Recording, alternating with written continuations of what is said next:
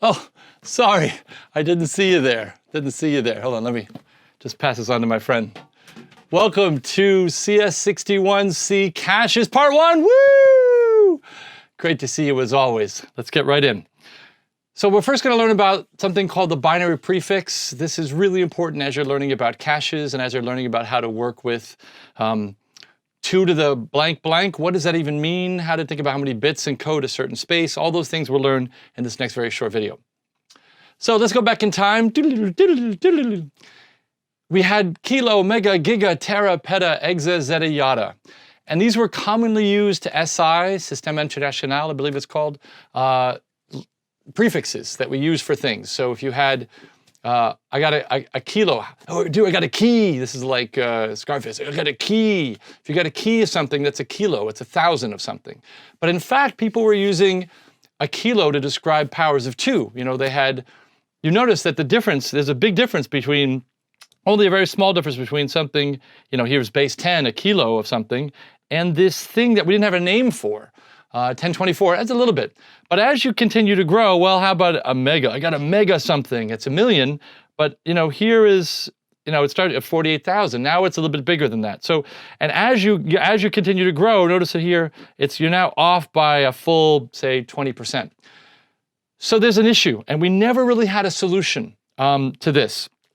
There is a historical note you see there on the second bullet, which is hard disk manufacturers started years and years ago by using powers of 2. You notice powers of 10 are smaller than powers of 2.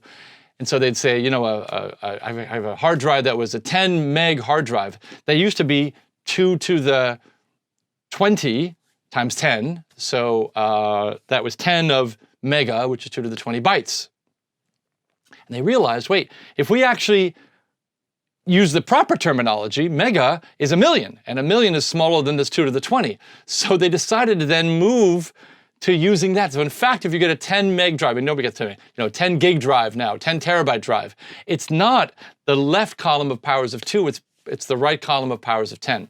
And so they realize they can be a little cheap on things. So when you format it, it's like, not only, formatting is also some overhead, but the point is, you don't get a drive that's actually in the power of 2. Even raw bits, it's the power of 10, not powers of 2.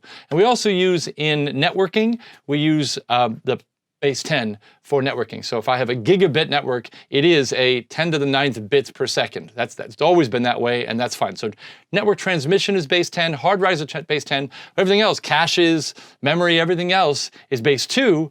And so we want to make sure that we talk about this in the right way. I can't just say a kilo. How big is your cache? A kilo. It's a kilobyte. Well, do you mean 1,000 bytes or do you mean 1024? Let's actually make sure we have a distinct word for that. We can't just keep using kilo. We can't keep overloading kilo. Enter the IEC, International Electrotechnical Commission, in 1999, a big deal, introduced these binary prefixes. And the idea was they kept the same columns as you had before, K, M, as you see up top, K, M, G, T, P, E, Z, Y, except that they added a little bit of an I here. So each of these you see there's a little I in front of them. And in fact, the way they pronounce them is, it's like the kilo and the mega, and they give you. So the first 2 letters are the same, but then you add BI for binary to make it distinct. But rather than call it BI, so rather than ki-bi, me-bi, they wanted it, maybe they sounded better to call it B. So it's me-bi, kibi, mebi, gibby, tebi, pebi, egsby, zebi, and yabi. That's how you pronounce them. Okay? And now we have distinct meanings, and that's just great. So now we can be distinct. Oh, I got a 10 tebi drive. I know I'm 2 to the 40, not 10 to the 12. So that's great. Much better there. You're going to ask yourself, well, how do you memorize these things? If I say that, and you want to be able to make a connection between what the order, at least the order of it is. So this is a fun challenge that I offered to 61C students years ago. And I said, come up with a mnemonic, come up with a way to remember this sequence that no one else has. I think this is a Berkeley invention, the way to remember these. So feel free to use any of these 10 I'm going to show you, whichever one kind of rings true to you. So let's jump right in. Kid meets giant Texas people exercising Zen-like yoga. And I try to actually give credit to the student who did that. I wanted to give him some anonymity with the last name, but I gave their first name. And in the challenge, I made sure the first 2 letters are the same first 2 letters, everybody. So you can, once you say KI, make any word with KI star. It's a ME star, etc. Okay? Kind men give 10% extra zestfully, youthfully. That's pretty cool. Some of these are pretty good.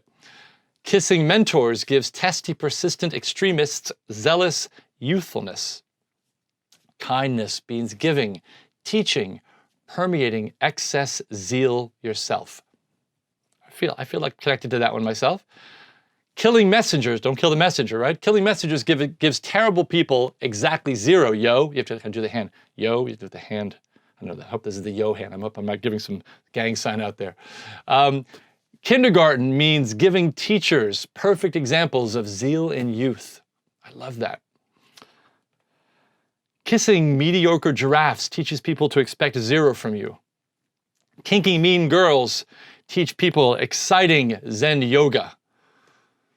Kissing Mel Gibson, Teddy Pendergrass exclaimed, "Zesty, yo."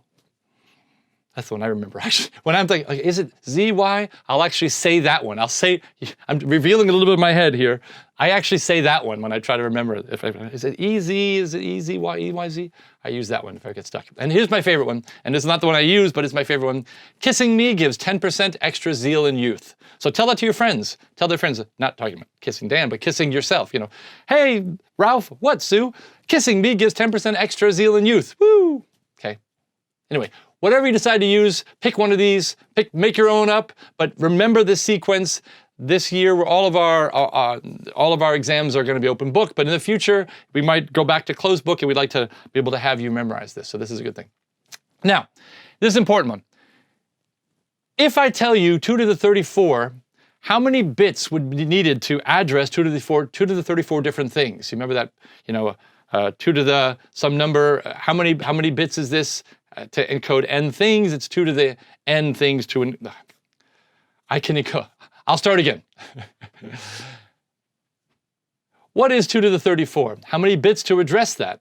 How many bits to address 2.5 tebibytes of something? So these are 2 questions that you might want to be able to answer quickly. And in fact, I encourage you as a 61C soon-to-be graduate to be able to be fluent in this space. So the way I think of it is I want you to memorize these 2 tables. In fact, I'm going to actually have a little sound here to say, please do think about memorizing these tables. And the way to do this, the way to know how to do this is the following.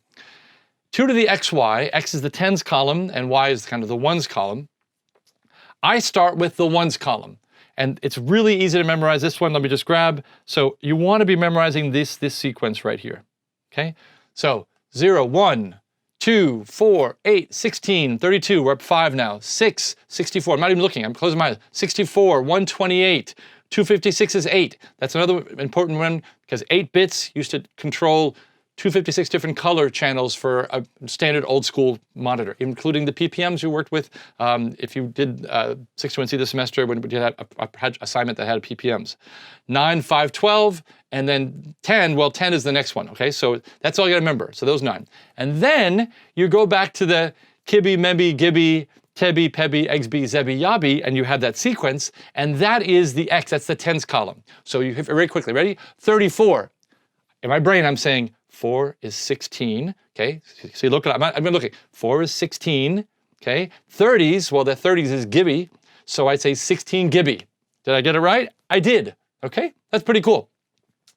So let's do another one. I almost feel like I have a random thing. Here we go. 47, 128 tebi. Pretty cool.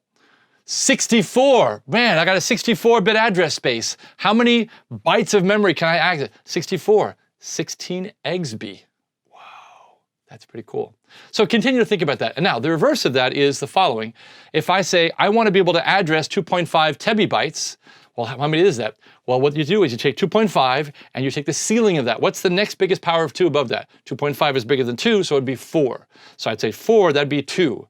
Okay, so I'm going to say something 2. Tebi is 4, so I'd say 42. I think you need 42 bits to address 2.5 tebibytes, because 42 bits is 4 tebi, and 4 tebi is the next big power of 2 above 2.5 tebibytes. Okay, so we often call this the IEC numbers, but here binary prefixes is the right name. So from now on, this is the beginning lecture on caches, and this lecture really could have gone.